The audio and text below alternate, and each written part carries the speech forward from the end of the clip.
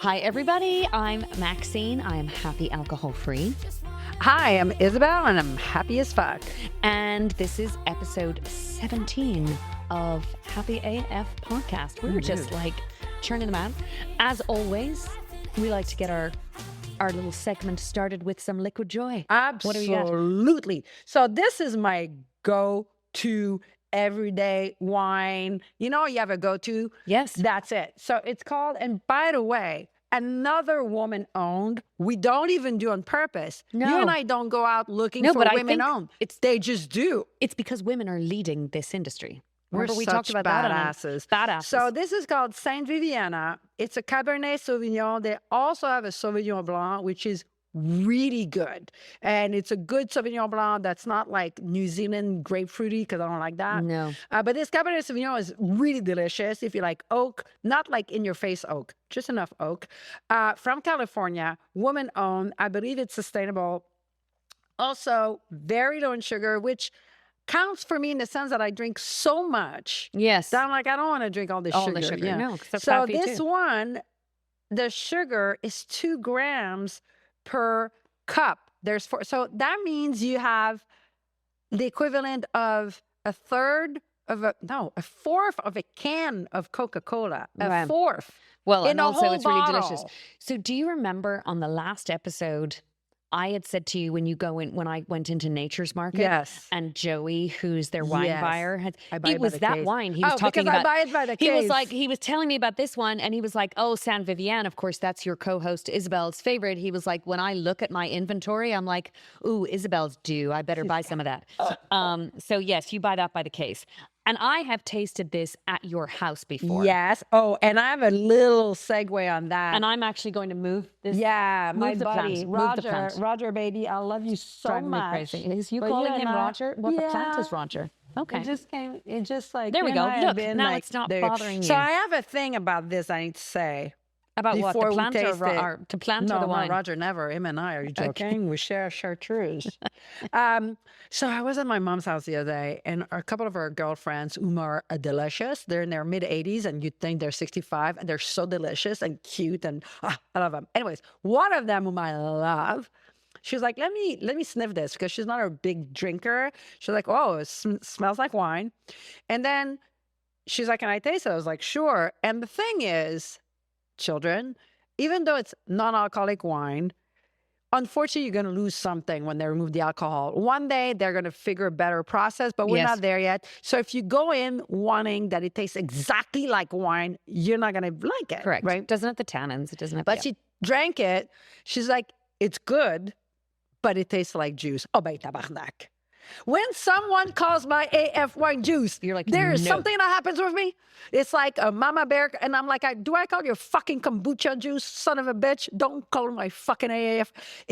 So people out there, if there's anyone here that listens, that still drinks, don't call your friend who doesn't drink non-alcoholic wine juice. It's please highly don't. offensive. Yes. Oh, I This agree is with from that. a privileged white bitch in Vermont. Do not call my AF wine juice. Which is the also known as name of our podcast. Right. All right. Let me taste this. It smells like Cabernet Sauvignon, or damn close. It to does. Can I tell you specifically what it smells like? Tell it me, smells please. like a California cab. And that's exactly what it is. Oh, is Oh, it? I'm si- oh, yeah. it sounds like it's not What from I am- America. what I'm- it's Saint Vivian. It's Yeah. Saint Viviana. Viviana. I see. I think I told you this. I have a French family friend, Right. staying with me. So I have a second Oh, son that's right right. now. Yeah. And he is French. I adore him. I don't want him to go back home. Hilariously, I said to him, "You have to meet my co-host for my podcast. Right. She's French Canadian, Oh, and no. you could speak French with her. And he's teaching me French, but he's and my daughter French, but he's learning English while he's here, and he's got way better English than I have French." To which I said to him, "You have so much better French than I have English," and he went, that is a good thing for me. Thank you. He's so funny and so dry and so French. witted. That's and such so a French. French humor. But as I said to him, I was like, you got to meet my friend Isabelle. She's from I know Canada, what he's French gonna Canada. say. And he went, yeah, they speak funny. I know, little fucker. I knew he was going to say that. We'll glaze over that But one. here's the other funny thing that he said to me when I was pouring What a did he say? glass of wine the other night at dinner. And again, it's children and their honesty, which is gosh, it's just the best thing. But I had this when I was in France too. I poured a glass of wine. And I don't know how we said something, or maybe my son said something, because my children are really proud that I don't drink. Oh, good. Like they love that. They're like, yeah, my mom doesn't drink alcohol. Like it's a real badge of honor for them. But Maxime, first of all, his name is Maxime. So we have close. one different letter in our names. And I'm looking at my wine, and I went, oh, it's sans alcohol. And he went, what? So French. It's so French. I mean, he did such a double take, and I was like, and then he did, also French people have facial expressions that are the greatest in the world. Yes. I mean, it is just, I'm a Francophile. But when he said, he went, huh? And then he went, as if to say, well, that's fucking crazy. They have the best facial expression. They really do.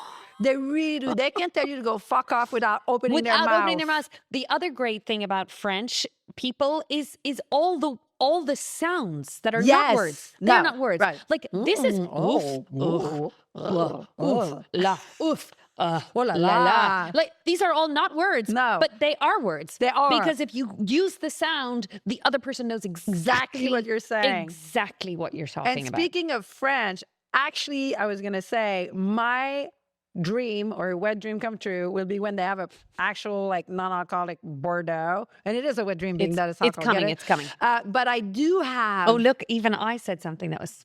Oh, it's coming! It's coming! Look at you, all dirty and shit. I do. Andrew have a bottle, is currently dying behind the screen. I do have a bottle of French Bordeaux that's non-alcoholic. And it's from France. They don't sell it in the States anymore because people weren't buying it, because I guess people didn't want to spend $50 on. Yeah. And I have it with me, but we decided it's too early. Let's save that for landmark. Yeah, but this is good. First of all, so it smells jammy. Yes. Like that's how I would have described a California cap to begin with. Yep. Cheers. Sláinte. Yeah. Chin chin. Chin chin. I mean, it's just it tastes like a Cabernet Sauvignon from fucking California. It does. And what that your mom's friend was saying is what it is missing is the thing that's removed. That is, but for me, I don't know if I want that astringency. Not that, but what unfortunately. And I'm sure I'll get corrected by real experts, but I believe that when they remove the alcohol, alas, some of the polyphenols, like some aromas that are volatiles, might leave with. Yes, But for me, the burning. Oh, that I don't miss. That I mean, no, and that is as I tell you, I continue to do it. I do it a lot less now. And you and I are very different on this subject, where I love to taste Andrew's wine just to see what it tastes like. And oh gosh, they opened something amazing at a dinner party recently. At Kilsadea Creek that we've had in the wine cellar for a long time. And it's a very special wine. And I was like, let me taste it. And same thing. You didn't like it? No, I spit it out. Huh. Because I really was like, okay, I fully dislike. So stop tasting it. I know, but I do it much less frequently now. Because with more frequency, it tickles me. It tickles me. Okay. I love that I hate the taste of it. Okay.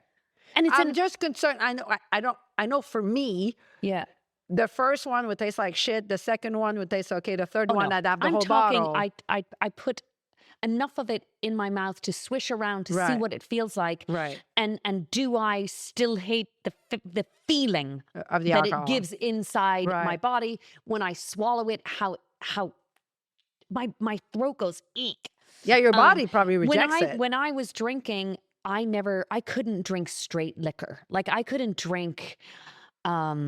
Like I have cognac? a friend who drinks cognac. Couldn't drink cognac. Okay. Couldn't drink. Everyone's like, "What? You're Irish? You don't drink whiskey? Can't drink whiskey." Right. The burning. I'm a singer, so the feeling that you are possibly eroding my vocal cords while I'm drinking this beverage.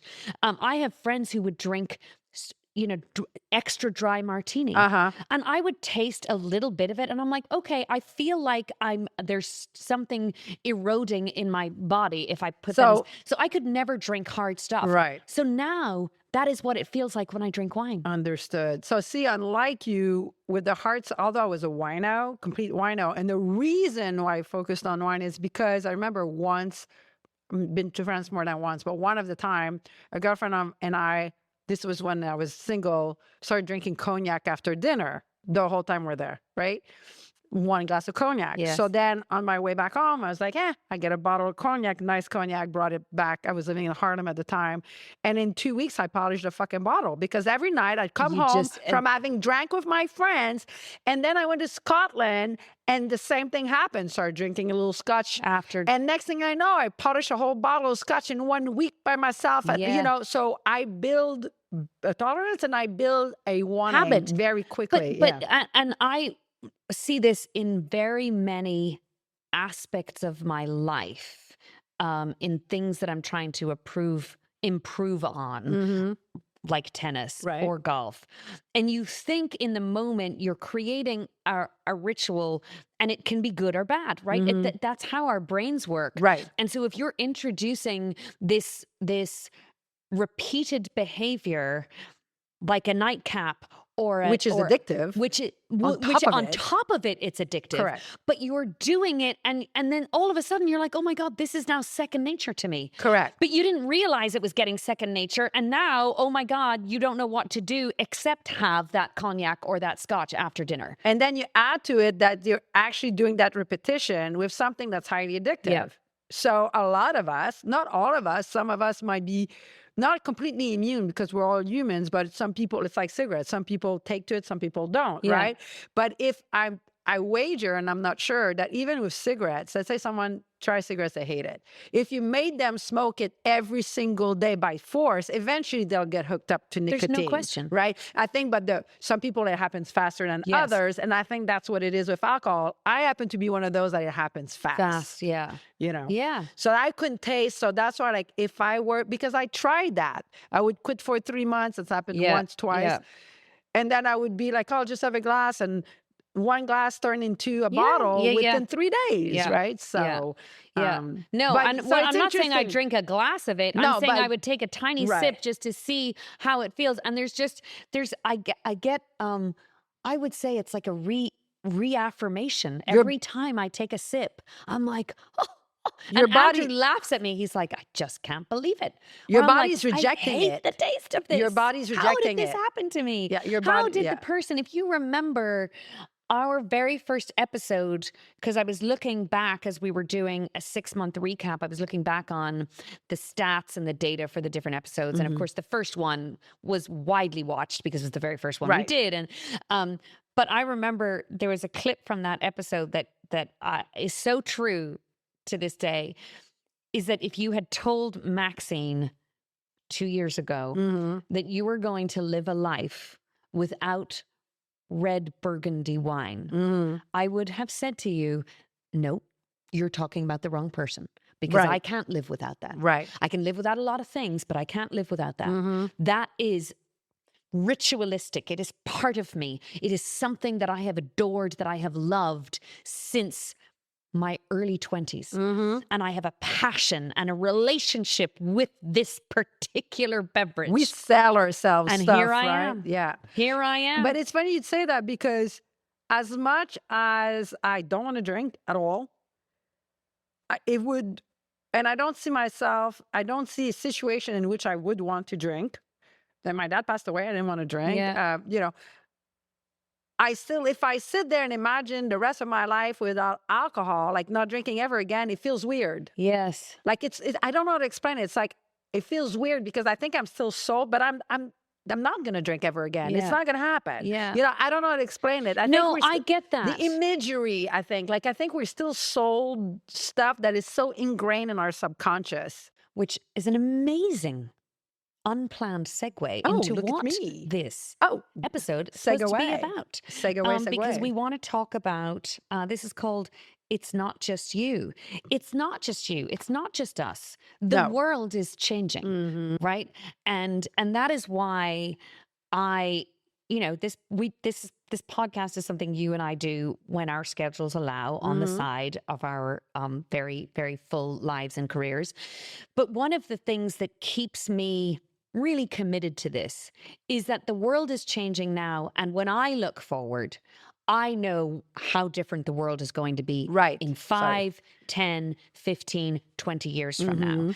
And I love that we're having these conversations now while this evolution is happening at a really fast pace.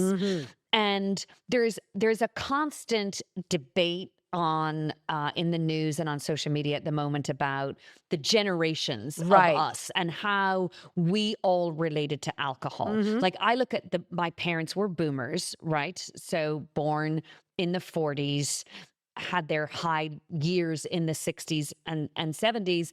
And alcohol was not only a foundational part of their lives and society, but it was so glamorized. Yes. It was. And we talked about the advertising around cigarettes in this way. It makes you sexy. It makes you chic. It makes you fun. It makes you liberated. Liberated, especially for women. Yes. And the damn male patriarchy who run advertising. It was all geared toward make the women believe they are sexy and free by smoking and drinking. Correct. Our parents' generation were very much a part of that. Our generation as Gen Xers, I mean, we were just party animals. I mean, I think like coming of age in the 90s. We're 80s and 90s. 80s and 90s. That's what and first of all, we were a generation of absentee parents, all of us. Yes. I mean, I remember going to our lake house on a weekend. I was 16 years old, and we were all left to our own accord all weekend in our little chalets. Our parents were in the city and we were partying it up. And then the early 90s was like grunge era. So it was badassery to drug and drink. Okay, so let me tell you yet another amazing thing that is so different for us. Yes, that Gen Xers, and I didn't know what the term latchkey yes. was. Yes. In fact, for a long time, I thought people were saying a different word altogether. Got it. I was like, what are they saying? What is this latchkey? Right. What is latchkey? Because your parents weren't home. But it's latchkey. Like you have a latch, the latch is open, or you have a key. So I don't know because I didn't grow up in English, but I know that for us, and I'm assuming that's what they're referring to. Yes. Your parents would not be home and you went home from school either to an empty house or for lunch an empty house. So you had a key on your neck and you would, go home by yourself at a very young age, like 8, 9 years old. Not me, though. Right. No. Let me just tell you about the extreme protective, possessive environment in which I grew up in. Got it. I mean, I was never out of the sight of an adult ever. Okay. I went to a Catholic convent boarding school, so I was watched by nuns. And then when I was home, I was watched by a very, very overly protective father. No, not my mother. Father. Who adored me, but like literally would have liked me to be chained to something so that I couldn't go anywhere. Yeah. Because he never wanted me to be hurt. He never wanted anybody to date me. So I never had any freedom until, if you remember the story, when I went to Portugal to Praia de Rocha in the Algarve and got drunk and sexually assaulted. Oh on my first moment of freedom. So, but the Gen Xers, I know that's a big part of life. And I have friends from different parts of the world, from Australia who had that experience, from America who've had that experience. And I understand it, but it wasn't part of my personal experience. Right. But now we're all, the big conversation now is around millennials and Gen Zers. Yes. And their relationship to alcohol. And I hear this, it's the extremism that goes with every argument. And I was just talking about this in in general in how we are today. Why does everything have to be so fucking black and white? I have no idea. I'm all about gray. Where there's gray area All everywhere. over. And I was having this really annoying exchange with someone who were quoting a rule book, right? And I was like, a rule book, right? Got A it. rule book. Yeah. And I am a rule follower. I'm a rule breaker. I am. See, we have all this yin and yang, is why I love us. But yes, there are rules, but there has to be flexibility, right? There can't be rigidity. That is why I think the politics of this country and many countries are in the shitter right now. It's because it's left or right. Yes. There's no room for the area in the middle. Intelligent people see nuance. Yes. Dumbasses need to be told like cannot see nuance. But so this article, these articles that I'm always reading things in the New Yorker and New York Times, the Atlantic about alcohol. And I don't know if this has happened to you, but since I stopped drinking, so many people text me links to articles about, which is so sweet. It's so sweet. And I try to put them in my little weekend reading folder. I try to read all of them because I love all of these different takes. But then if you say anything about it and someone's like, oh, well, that's total bullshit. Gen Zers Gen Zers and millennials aren't drinking less. They just don't talk about it. Or there's always somebody willing to take down a contrarian, the argument, a contrarian. But the fact of the matter is, and a lot of these articles that I've been reading recently about the world shift, the global shift, the societal shift is pinned to millennials and Gen Zers because of how they perceive alcohol. So we're not saying that they don't drink. They drink less. They drink less, but they also don't put it at the epicenter of their lives. Apparently, or they're socializing. Apparently, it's their I was told, or I read, or whatever, that they look at it as their parents' drugs. Yes. But let me ask you. So I'm not having done a research on it. I think it's quite apparent that millennials and Gen Zs drink less. I mean, I know a handful of them without even trying, right? Yes. But do you think they drug more with the whole weed business? Certainly, that's what a lot of the contrarians will say to me. It's like, they've just replaced it with weed. They've just replaced it. I mean, I don't know. I haven't gone into in-depth studies. And I like to focus on the positive things that are causing change. Sure. And there is an undeniable difference in how these next generations perceive wellness. Right. That we were not prioritizing. No. I wasn't thinking about my well-being. No, we wanted to be skinny. Right? Yes. As skinny as possible. Yes. We were jamming aspartame down our fucking throats like madness. Yes. I remember spending the late 80s bloated because I was drinking so much diet shit. Yes. Ugh, and smoking cigarettes and drinking booze. And we were so unhealthy, but we didn't know better, right? These were the years that fat-free was the way to go. Now we know it's a crock of shit. Yes. And eating a ton of carb, right? Proteins were like evil. Oh my God, we were so unhealthy. Oh my gosh. So I have a unhealthy. hilarious story speaking about extremes. I wonder if did I ever tell you my Atkins diet story? No. Yeah. So buckle up. It's a good one.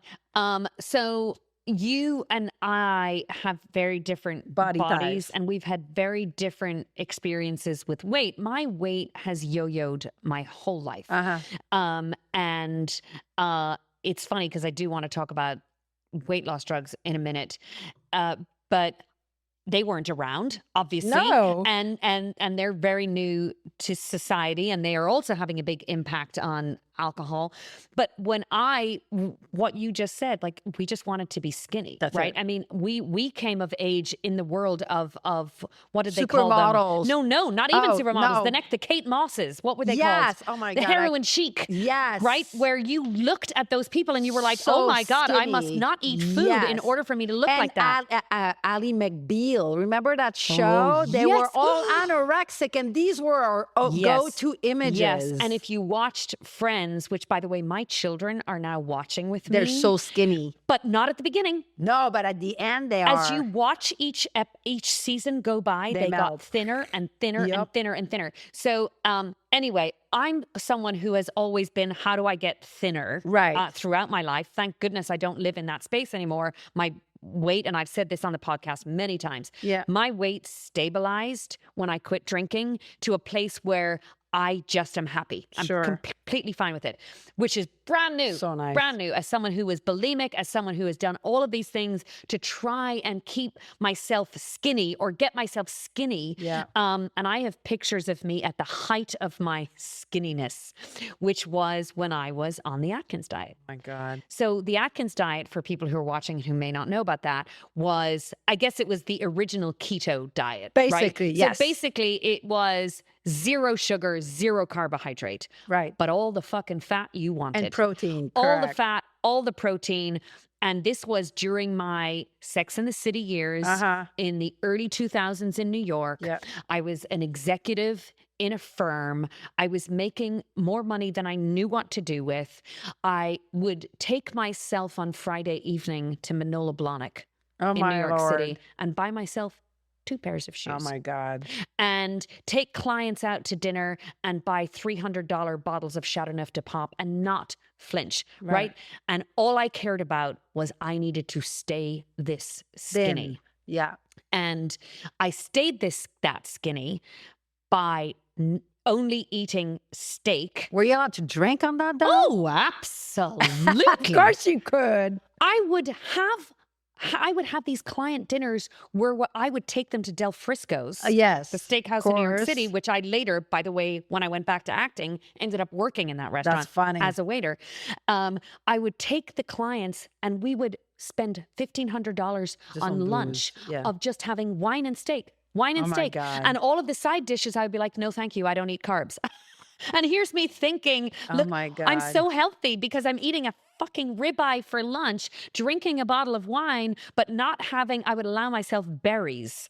Yes, I remember that they were the only ones. They were the only thing you could eat. They had the French version of that my mom did for a very short time just to lose like a few pounds, right? And the man was called Montignac. He's a Frenchman. And I remember my cousins were calling it Montmagnac, which means my maniac. Because they hated that. They thought it was ridiculous. Like they thought going on a diet was stupid. You know, so that's funny. But it's the same. Yes. It's the same. So we were all obsessed. Like, to be honest with you, I think the thinness and the drinking in the 80s and the 90s was like an obsession. Like we had to be skinny and we had to look like, I don't know about you, but for my group, we had to live hard. Like that rock and roll life. That's what we had to look like, fucking demolishing ourselves. That's what we had to look like. So, and that's, I mean, this is what I'm talking about. So my Atkins story and how one of these episodes of extreme wanting to get even thinner. And actually it happened. I was supposed to be going back to London the next day. And so the headquarters of the firm I worked for was in London. And I was at Del Frisco's having dinner, eating maybe my second ribeye for the day. Oh my God. Weren't you not constipated like crazy? Wait until you hear.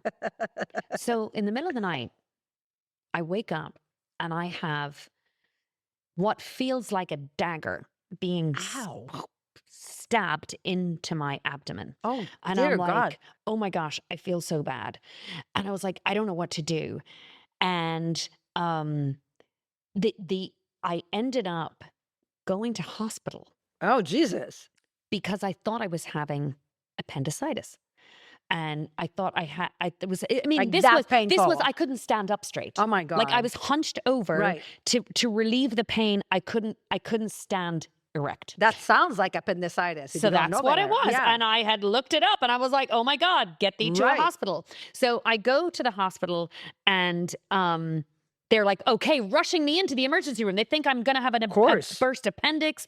I am texting, sending messages to London saying, I don't think I can come tomorrow, so we got to cancel my flight, doing all of this. We go in, the guy's like, okay, we're going to do a quick x-ray. We're going to see, blah, blah, blah. I'm in the room in the hospital. I remember it was the Lenox Hill Hospital on the Upper East Side. What that is, yeah. And the doctor comes into me and he comes into the room and he's got this weird fucking look on his face. And I'm like, okay, I'm by myself. Oh, so, you know, no. I'm new to New York. Sure. So, and he goes, I have a question. And he puts this sheet, the X-ray up on the lighted wall, like fucking ER, like the TV show. And he's like, and he's pointing at it. I don't know what I'm looking at. You're like, what is this? Lawyer, what are you doing? My feet? No, I can see that it's my spine. I'm joking. So I could at least see what part of my body it was. But, you know, it's my torso. Right. And he looks at me and then he's looking at me and he was like, I have a question. I'm like, yes. And he went, when is the last time you pooped? You were all backed up from all the protein and no fiber. And I was like, what? And he was like, when was the last time you go to the bathroom? Right. And I was like, I don't know. And then he takes like his little pen out of his pocket and he's pointing to what looked like, I don't know, this is getting too gross I know and in graphic. French it's a ficanon, it's a shit plug. There was so much shit backed up. Like along my intestine. Ouch. And he was like, your body is in a real state of shock right now. He's like, you don't have appendicitis, young woman. Oh God. And he was like, and he was angry. Like, because you did it to yourself. That I did this to myself. And he had probably, I'm sure I wasn't the first woman on Atkins diet that came in with like a backed up digestive system. And he was like, okay, so I'm going to give you this drink. And he was like, it might make you sick, but you have to drink it. You will stay in this hospital until you drink this whole thing. And he was like, we will keep you in here until all of that has been passed. And then you can go home. And he was like, I want to talk to you. What do you eat? And of course, I'm like sheepishly telling him, well, I mean, today I had probably 48 ounces of steak. Beef. Definitely had a bottle of red wine.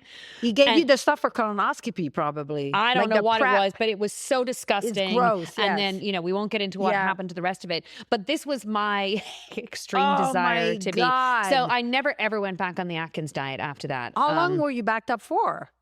Oh, he had suggested possibly weeks. Did you not notice you weren't going to the loo?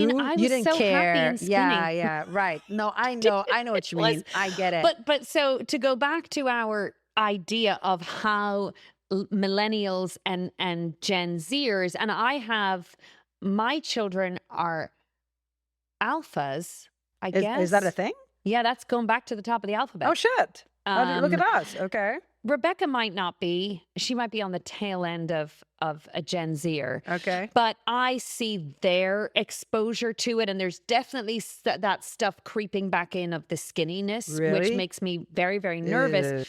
But certainly millennials and Gen Zers are, the point of this world change is that they are looking at wellness as a whole body thing. These are terms we didn't even have. No. You know, it's what you look like.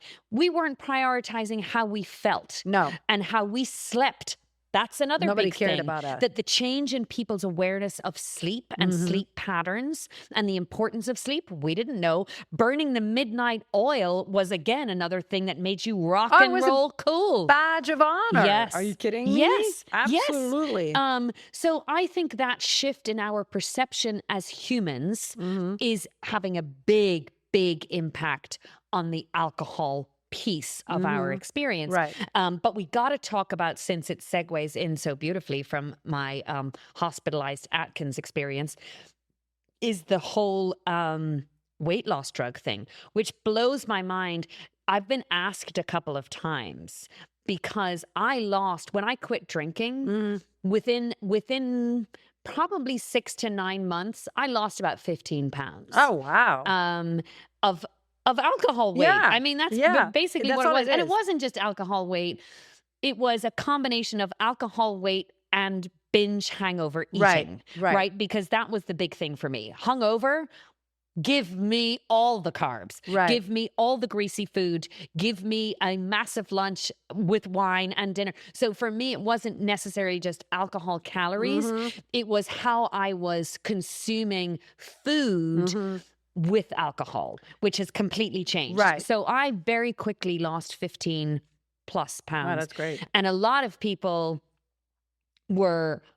have now who may not have seen me are like, oh my God, have you totally done the whole weight loss drug thing? And I was like, look, I haven't, but everybody I meet now is like, oh yeah, I'm taking it. Oh, I'm taking it. I didn't know until recently that, and I did read some studies about this, the impact of the weight loss drugs on people's desire to drink is being studied now, and there is definitely links. Not just drink, the people quit quit smoking, they quit drugging, so it has an impact on your brain. Yes. And that shows us if, there's some, like I think, I've never been in the AA, but I think part of their mantra, it might be, it's not that they responsibilize the person, but like the people, we would be allergic to it. It's like a little bit our issues, right? Yes. The addiction to alcohol. Well, this reaction to those weight loss drugs showed that, no, this is a very addictive substance that does something to our brain, because these drugs act on our brains, and now we don't have that need for drinking or smoking. Yes. Or, and it's all connected to the dopamine, right, and all of that. Correct. And again, if I need to say it once, I'll say it a million times. We are not therapists. We're not doctors. We're not, but there's so much information out there on all of this that is really worth reading. But like when I read on that stuff from people's experience, it's very, very new, right? Like this is a new field of research. But what they were finding is that the people that took those GLP-1 drugs to quit an addiction, those that were successful after quitting the drug had done what they call the work, right? The people that did not do the work, meaning awareness around why do I drink, the awareness like we did earlier about like this is a social brainwashing that we're all subjected to. The people that didn't do any of that, they just took the drug, they didn't feel like drinking, they're like, yay, and then got off the drug, went back. Those that stayed off the whatever drug they were using did an awareness while they were not yearning for drinking or drugging, did also the whole awareness around why they're drinking and why they're drugging and all that. And then they stayed off. So that's to show that there's a physical aspect and there's a huge social aspect. Huge social and mental, the psychological piece of it. But, I said to someone the other day that when you feel good in your body, however you've gotten to the place of feeling good, there's such power in that. There's such grounding contentment in feeling good. Just feeling when you wake up in the morning and you feel good, or you look in the mirror and you look at yourself and you're like, oh, I like how I look right now. Right. It's all of these things are connected and fuel your desire to keep these things this way in your life. And if you can identify the things that took you back, it helps you stay away from them. But I wrote down the names of these things that that they're still researching. Yes, GLP-1, and that the research is showing, it's new, that it reduces cravings, which is exactly what you're talking about. Because it acts on your brain. Yeah. The one thing, to go back to those Gen Z and millennials, but mainly Gen Zs, because they're basically were born with technology. The concern I have is that, we're celebrating feeling good about ourselves and all that, and we had to shed a lot of the dark influences of the 80s and 90s, I think. Anyways, I had to feel good about myself and also quit drinking, right? But I'm afraid that their dark influence is all that social media. You know what I'm saying? And that it will push them back to numbing, right? Because it's like, it's in your face so much, like, ugh. But actually, I read a study. No, I read an article. Gosh, I really need to write the articles down so that we can start pinning them in the podcast. Again, constantly learning. I read something that talked about how social media is part of the many factors that are impacting and reducing Right. alcohol intake for these generations. Okay. Do you know why? Why? Because they care about so much how they look on social media.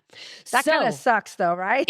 I mean, I guess, but if it's making you drink less, Right. But it's the idea of it's way cooler, Right. to not look like shit on social media, wasted. And when I was reading this article, it made me think of, I have a box in my basement of camera, physical photos that were taken during my heyday. So I'm talking mid 90s through mid 2000s. Right. And they're in these little yellow Kodak boxes. Oh God, yes. And I every now and again I look at this giant chest and I think someday I'm going to go through those, because every time I open one of them I'm like, there's 10 photos that are the fucking same. And so it's taking up so much space. I need to go through them, throw out, but I have found some where I'm like, wasted. Thank God social media didn't exist. Oh my God. That photo isn't on the internet. Thank God, like, throwaway cameras didn't exist. And like, I'm talking when we're 16, 17, 18, like there was some crazy shit going on and there was no camera to record it. I'm like, I'm happy with that. I remember when we graduated, for us, it was like high school. For you guys, it's like grade 11 for us. And I went to my graduation party with my best friend Pierre, because that's what I did. And obviously I didn't have a gown because you were above a gown. I was above that. So I used my mom. My mom had gone in the 60s. She was a flower girl to someone's like wedding or one of those. So I got her dress. My mom's like barely 5 feet. I got it arranged for me. And that's what I wore. I was very retro. I was super cool. Very like Molly Ringwald. You're still super so cool. But anywho, my point is, like, I remember we ended up doing the party at a friend's house that lived down the street from me. All the parents were gone. My parents were gone. Their parents were gone. And we smoked weed till 4 or 5 in the morning and got wasted till 4 or 5 in the morning. And there was like at least 100 kids there. Nothing got broken because we knew how to handle our liquor. But my point is, like, where the fuck were these parents? Who the fuck knows? And again, that was latchkey kid. super normal. Yes. Thankfully, no camera. Can you imagine the kind of shit that would have, like, I'd be canceled. Yeah. I'd be canceled. I'm sure, like, I painted my face in a color I wasn't supposed to. I said shit I wasn't supposed to. Yeah. Me and all my buddies that were there at that I know, party, but right? we didn't live in cancel culture then. No. So, you know, but there's definitely, so I have a funny aside. Was that what you would have called prom? Yeah, I guess. Okay, Yes. so we don't call it prom in Ireland either. It's called your debs. Oh. Because it's supposed to be your debutante. But Got it's it. like, it's not. That sounds way too fancy, because Yeah. I've seen It's a like the prom. debutante balls in New York. It's Yeah. not that. It's when you graduate high school. And for me, so because I was telling you about how incredibly possessive, overly protective dad. my father was. So in my final year of school, which it's called 6th year in Ireland, Right. you're a senior, I was the school president. Mm-hmm. So I was not cool. And Got it. like, really not. I was very goody two shoes. I mean, that is absolutely, and I loved it, and I Right, owned that's it. your thing. And I think I told you once about my friend who had her hair shaved on Yes, one side, yes. and had the big flap coming over, so That the was nuns me. didn't see the shaved That side. was me. But like, she was one of my closest Right. friends, so I had friends in every Sphere. different sphere. But I had my long red hair. I had pretty much looked exactly like I look right now. But I was the head girl, is what you're called, the Right. head girl. And I was the head girl of our school. So I organized our prom, excuse me. And I was dating a boy at the time that I wasn't allowed to be dating, because my Oh. dad said I wasn't allowed to be dating him. Right. Not because he was bad. It's just my dad wouldn't have approved of Anybody. anybody. So I organized the whole thing, and I said, I stood up to my father and I said, I'm taking Brendan, was his name. I'm taking Brendan to the prom. He was so sweet and lovely, and we had the most innocent relationship. Anyway, long story short, stood up to my dad, said, I'm going to the prom. going to my dad's with Brendan. And he said, you're not. Oh. And he said, you're not going. If you go with him, you're not going. Right. Like I'm just, so we totally had a face off. So I organized the whole thing. Right. And I refused to go as a point of principle. Like, wow. I didn't go to my own prom, even though I was the president of my class. Wow. And just, and of course, shooting myself in the foot. My poor mother, my mother was this like caught in between my father and I, who both of us, so many similarities. Apart from drinking, actually, he introduced me to alcohol. I think I've told you his famous phrase was wine should always be two things. Red and French. And end of sentence. Funny, right. But he was one of those incredible humans that first of all, he was huge. He was 6'2". Yeah. And, but I never saw him drunk. Ever. Right. It was not, he just didn't, it wasn't his thing. He could drink like me. He loved gin and tonics. Right. He loved red wine. He did all of those things. My parents threw epic parties. He could hold it down. But he could hold it down. Yeah. Like you never, ever saw this man drunk. But so that's my prom story. And I'm so glad that we didn't have photos, but I'm sad that I missed it. But like my prom, the ending of it, so yours ended that you didn't go. Mine ended that in a very Gen X fashion. So as I said, all our parents were at their chalets or whatever. So I got home at like 4 a.m. My parents weren't home. My parents didn't even see me to my prom because I had a golf tournament. That's so Gen X. Nowadays, right? Yeah. If you go to your prom, the parents are there. There are pictures. They were having a golf tournament. I dressed myself. It's not like I was special. A lot of my other friends are the same way. My buddy Pierre, who's my date, my best friend, his sister drove us in her beat up golf Volkswagen. And that's it, right? My mom was like, send me photos. But the next day they came home. And so I got home at 4 a.m. I went to bed, like obviously like hungover, drunk, whichever. My friend Pierre, who was his family were very, very, very, very well off in a very, very big way. And they were also absentees because that's what they did. Came over my house after I'd fallen asleep for an hour, rings the doorbell. I'm like, fuck. I go downstairs, it's fucking Pierre. I'm like, Pierre. He's like, I don't have anything to eat. Can I come here and eat something? I'm like, there's toast and peanut butter. I'm going back to bed. He was my neighbor also. He was like a fixture in our house, right? Yeah. So I go back to bed, right? Pass out as Pierre was fixing himself breakfast downstairs. My dad loved Pierre because Pierre was like a good kid, but he had a little twinkle in his eye. I have funny stories about Pierre. Anywho, so I pass out in my bed. And a couple of hours later, my door opens and it's my dad. And he's like, what the fuck is he doing here? And there's Pierre in bed with me, but on top of the covers with his boots sticking out because he didn't want to, and he's like sound asleep. So Pierre and I was like, holy shit, I didn't even know. So that this is to show you all like, and Pierre told my dad, I'm technically not sleeping with her. I have all my clothes on. So that was, he said, oh, sir, how are you doing? So if my dad walked into a room in that situation, you'd be dead. The boy would be dead. The boy for sure. My dad would have been in jail. Pierre very well. Pierre had like stood up. I remember the first time my parents. So I would stay home a lot, alone all the time on the weekends. That was fine, but no boys. And I wouldn't lie. I was a rebel kid, but I would not lie to my parents. If I said, okay, fine, there won't be boys, they would not be. Okay. If they came, we'd be on the stoop. Yeah, you're a straight shooter. Yeah. I was a straight shooter. So one day, Pierre and I were smoking cigarettes in my room, and we're playing backgammon, and my parents are going to go away to the lake house. And my dad comes upstairs like, Pierre's got to go, we're about to leave. So Pierre's like, what's going on? I'm like, my dad doesn't want boys in the house. He's like, I'm Pierre. I'm like, he thinks you're still a boy, right? So Pierre goes downstairs, goes to my father, and famously said to him, Mr. Laurier, what's your problem? And my dad was like, excuse me? He's like, what's your problem? I'm your daughter's best friend. What do you think we're going to do?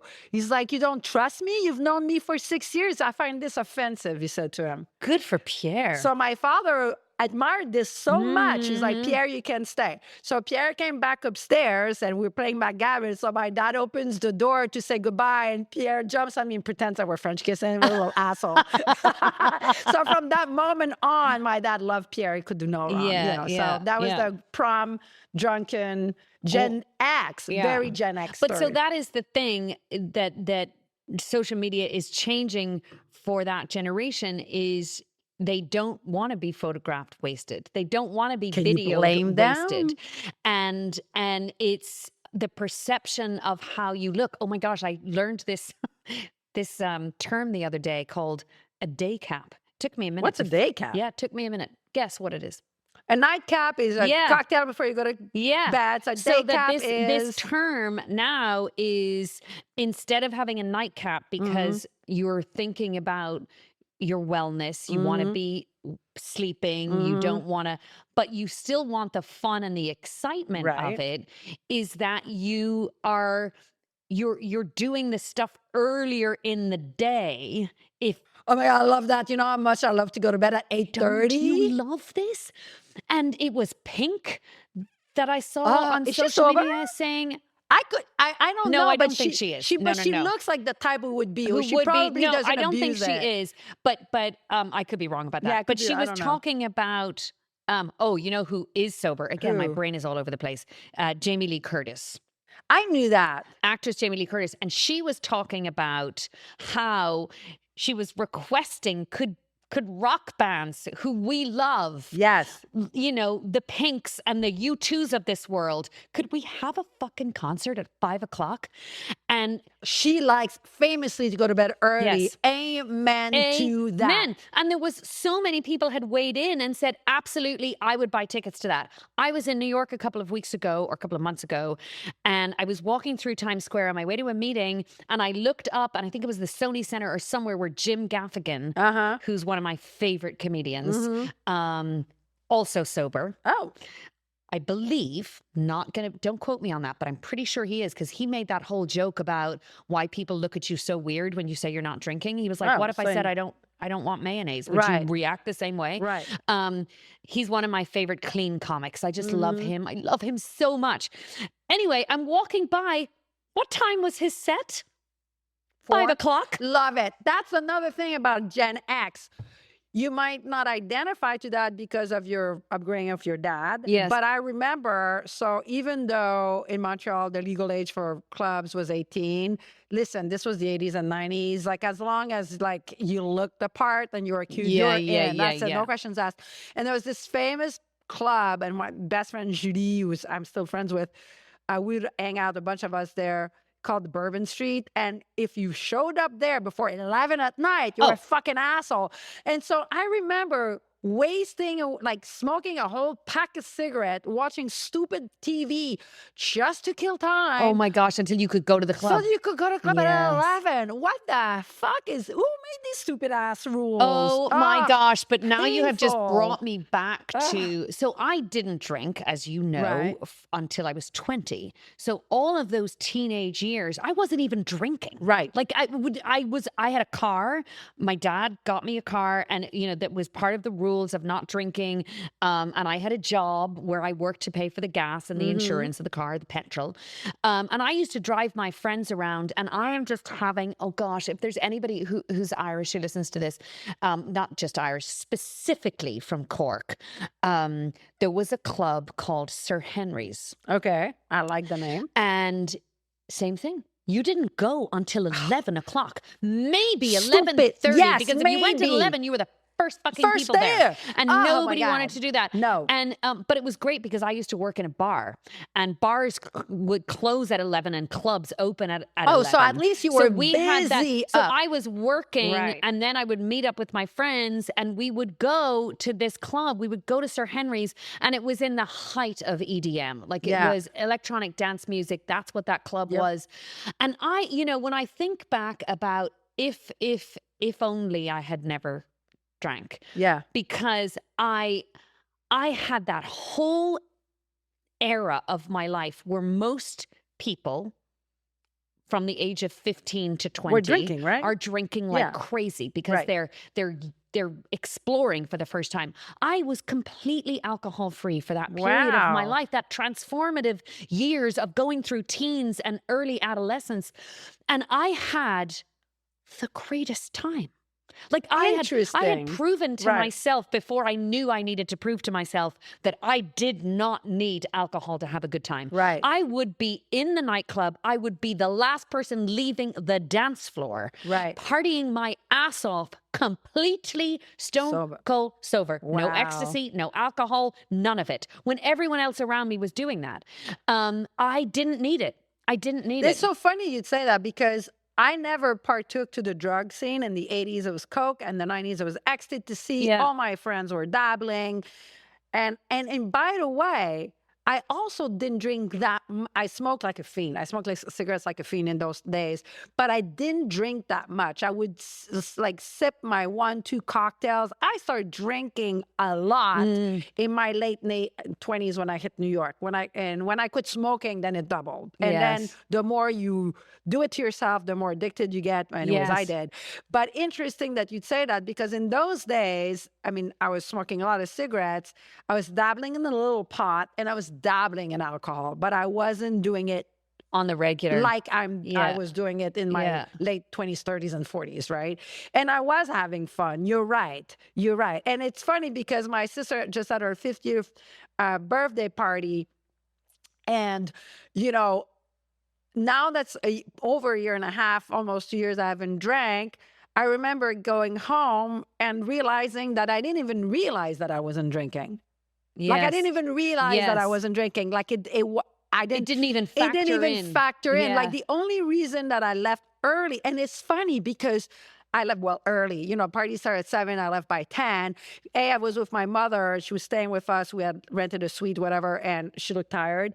And B, there was great music, but that's the music that I grew up sitting around getting high, like rock and roll. We didn't dance to that. Oh, yes. Do you know what I'm saying? Like I don't dance to rock and roll. I can't even name it. I mean, escape it, but you know what I mean? Like that, like classic rock. Okay, for instance, David Bowie is my god. Yep. So this band did a great rendition of Heroes. Great. I'm not going to dance to that. Right. This is in our heads. We sat around, we smoked pot, and we listened to that music. So it was music like that, so that I'm not, and because these people are younger than me, that we wouldn't dance to. So since I wasn't dancing, my mom was tired. We left at 10, and I remember getting to the hotel and second guessing me. Did I leave early because I didn't drink?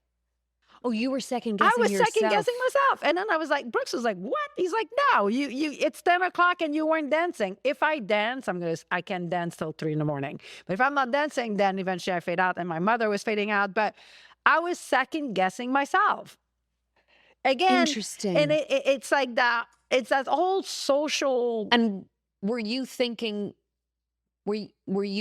how your leaving was perceived by other people? Okay. Yes. I was like, does everybody think I left because I was bored, because I'm not drinking? And all it was is that my mother is of a certain age, and she was like in sweats because she was dancing and all she's tired. And also, as I said, it's like great music, but not the kind that I like to dance to. So therefore, after a while, you talk to everybody, your mother's tired, blah, blah, blah. There's so many things. There's so many things to unpack there, as a therapist would say. I'm feeling so American right now.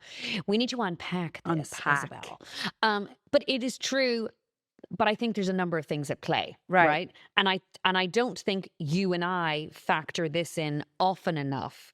We're at a different age in our fucking lives. That's true. Right? It's like, I do remember that I was doing, cocaine at 2 o'clock in the morning. And I was also 28. That's right. My body could do those things and be pretty okay the next day. Yeah, I think there's a part, and I think that comes with maybe being childless, and also I think our generation as well of 50-something that are super healthy and very young for their age, and we're the first generation like that. Yes. Our mothers at 50 were not in our shape at all. So I think we just forget. that we're 54? That we're 100%. That even though we're really in great shape for our age, we still have 54 years of wear and tear, and also of, well, I've been there, done that. This is a little less excited than it was the first 30 years. I call that fucking wisdom. Right. Do you know what I mean? Well, Yeah. we've been through, I feel like we can't have an episode where I don't reference my amazing mother-in-law, but I love hearing about I was talking to her about this feeling I have and she had said, it's your 50s. Right. Because I said to her, I was like, I feel like I have complete control of what I want out of life, or at least a control has a negative connotation to it, right? I have an understanding. Right. I know who I am. I know who I want to be surrounded by. Right. I know what I want to do in my personal life. I know what I want to do and have yet to do in my career, which is bubbling with so much fantasticness at the moment. And looking at, you weren't thinking that when you were in your 50s one generation ago. No. And also, I think as you're speaking about that and the unpacking, I think the self-doubt and the second guessing, for me anyway, comes more when and I think a lot of people may relate to that in a family setting, when there's family members involved. Or people you're really close to. You're much geographically further away from your family. They're different. They're an ocean away. Yeah. Mine are not, and I see them a lot, and I love them. And I think, we have both shared that Catholic upbringing, which is very family centric. Yep. Right. So I'm a product of that. And I think that's the only situations where this bubbles up. And I think a lot of the people that listen to that may relate. I right?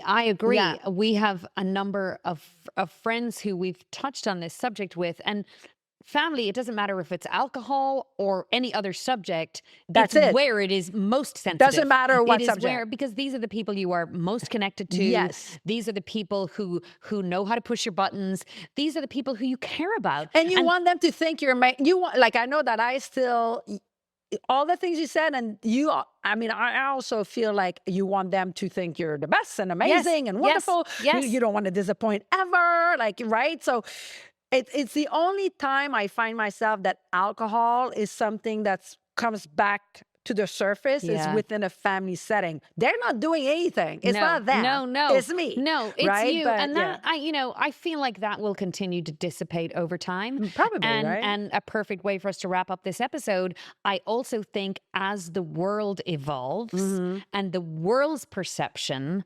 society's perception, we could do another episode just on how society is changing. We keep talking about the non-alcoholic world and all of these amazing women-led alcohol-free brands.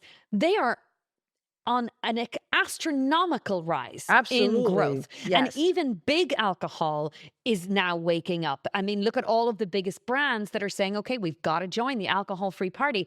It's not going away. No. It's going to continue to grow. There's going to be more equality wherever we go in terms of alcohol not being the default for everybody. That is the change in the world that is coming. There's no way, and all of the people who want to be like, oh, you're not taking my wine from me or no, nobody wants to take it away from you. Nobody's taking anything away. You drink all the hell you want. Right. What we're saying is the rise of people who don't want that substance, who don't want that to be the center of every event, are on the rise, and we're not going anywhere. Right. So, and also, by the way, at any moment, we're family now.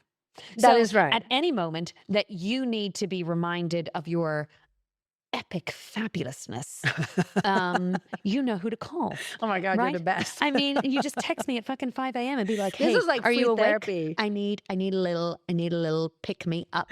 That's right. This is therapy. know I am there for you. You're the best. This is the best therapy ever. It is the best therapy. It is. It is. Last on that, I once had a therapist years ago when I was single, and I told Brooks that she used to fall asleep. Did I tell you that? You did tell us this. You're so like, Brooks, oh my God. Brooks the other day, that came up again. And I was like, remember my therapist used to fall asleep? He's like, that's almost like a good sign. Nothing is too traumatic Nothing's coming too out bad, of you. right. I mean, can you ever imagine a Oh, horrible. situation where one of us falls asleep on the other person? Except when drunk, Oh my right? God, yes. I mean, yes. definitely I found Yes. myself nodding off in Yes. certain situations. Okay, last funny story. I had a friend, my really good friend in law school. She and her then husband, we partied a lot together. And this was when I was still living in London. And we would have these epic parties at her house. She was Pakistani, and they made this. I mean, she used to make food that, I mean, salivating delicious. now just thinking about it. I mean, her mother's great grandmother's recipes with like 7,000 ingredients. And her husband was a great chef, and they cooked together, and we all went to law school together. But it just reached a point where, and she was just so fabulous, and she would just look over, and he would be flat out sleeping. Oh no. At the dinner table. Propped up a little bit, but like asleep. And I would just be like, what? And she was like, oh, he's sleeping. I don't fucking care. I mean, they did, of course, divorce. But and he wouldn't lie down. He wouldn't do anything. He would just be sitting on the chair like this. Oh, that's hysterical. Fast asleep. And we would be on our third or fourth bottle of wine at this point. And, working your asses off right out of grad school, and then cooking a dinner. And we'd be eating dinner at 9:00 at night. And by midnight, he's fast asleep at the table. And she would just be like, oh, just let him fucking sleep.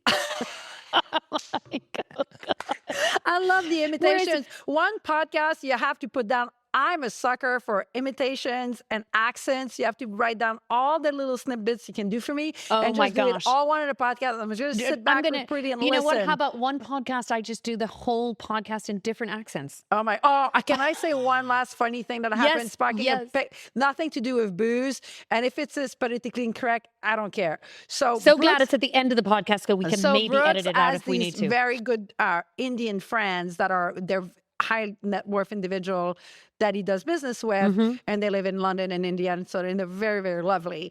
And I don't know if for those who listen to us, but usually, I mean, in my experience, Indian people move their head a lot when they talk. Right? Yes, like, yes, no, this is not possible. Right? Well, it's like Italianos, they use their hands, and Irish people use fuck as a comma. They move their head. Yes. And so they're on a Zoom call with Brooks, and they call Brooks Mr. Brooks. And one of them goes, Mr. Brooks, I believe your screen is frozen because your head is not moving. And Brooks was like, I'm actually just stationary. Okay. That is so funny. So they were convinced he was frozen because his head wasn't moving.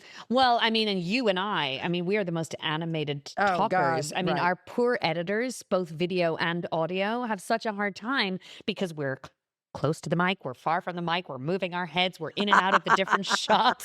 Brooks bought me a t-shirt, and it's an octopus knitting, because I call myself the octopus because I have skinny limbs and I'm always like flapping all over the map. Okay, well, I just want to say I love us. Yes. Okay, that's a wrap on episode 18. Thank you so much for listening. Please, my call to action is always tell us what you think. Constructive criticism, no hate. Haters scroll on by. Follow us. We're on all the channels, and we're really building a little following on Instagram as our main platform. So watch us on there, because our incredible colleague Priscilla clips all of these into 60-second sound bites. And share. And send us your questions, because we need to do another Q&A soon. That's my favorite. Thank you for listening. One more shout out. Saint Viviana, yum, my go-to. And happy summer, everybody. Happy summer. Beginning of summer. See you on the next episode. I'm Maxine. I'm happy alcohol free. I'm Isabelle, and I'm a happy as fuck. Mwah.